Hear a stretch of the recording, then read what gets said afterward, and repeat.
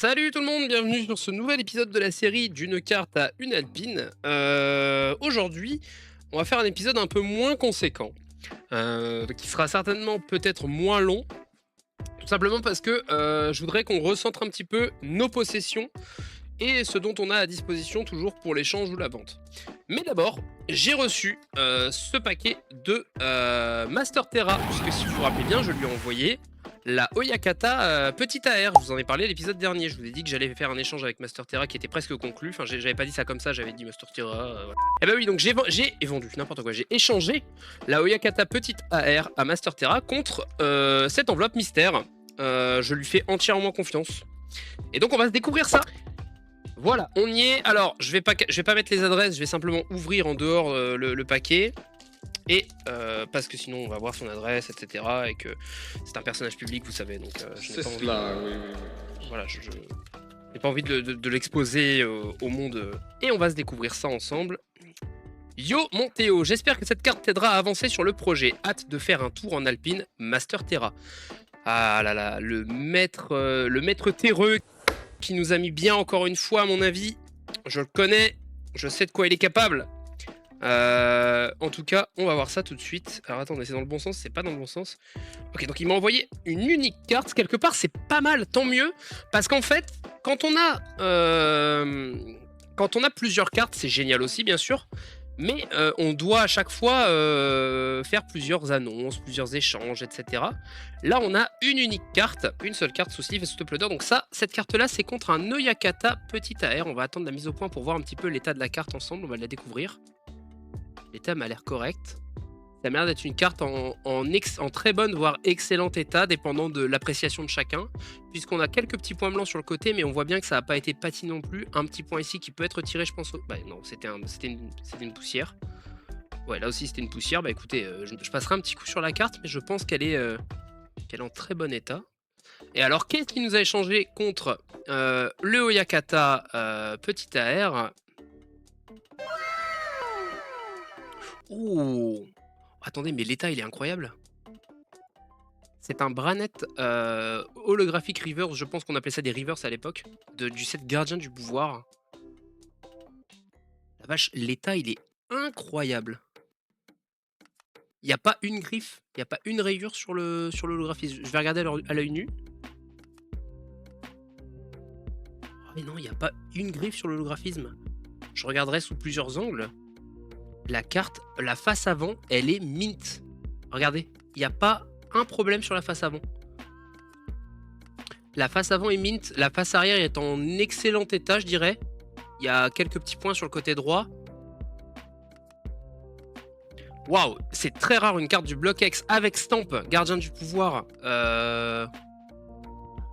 Dans cet état-là, c'est impressionnant d'avoir une carte dans cet état-là. C'est fou. Bah écoutez, il nous a mis super bien. Je n'ai aucune idée parce que c'est pas mon domaine. Il le sait très bien de toute façon. Il savait qu'il me perturberait. C'est pas du tout mon domaine le bloc X. Je suis vraiment pas spécialiste de ce bloc. Donc écoutez, ce qu'on va faire, c'est qu'on va passer tout de suite à la prochaine partie et je vous dis à ce moment-là la valeur estimée de cette carte environ. Pour voir un peu la différence que ça a fait par rapport au Yakata. Le Yakata, je crois qu'il était vers les 12 €, une bêtise comme ça, je revérifierai. Et je vous dis ça tout de suite. Alors, on reprend avec ce qui nous reste en fait à échanger pour ce concept. Entre temps, j'ai vendu la Pikachu Gold VMAX à 11 € sur Vinted, ce qui vient s'ajouter à notre cagnotte. Actuellement, nous avons à dépenser, entre guillemets, 53 €. Retenez bien, on a 53 € d'argent à utiliser pour le concept. Ceci étant dit, la carte de Master Terra, elle est difficile à estimer, je vais pas vous mentir. L'état est vraiment exceptionnel, genre vraiment il est en super état.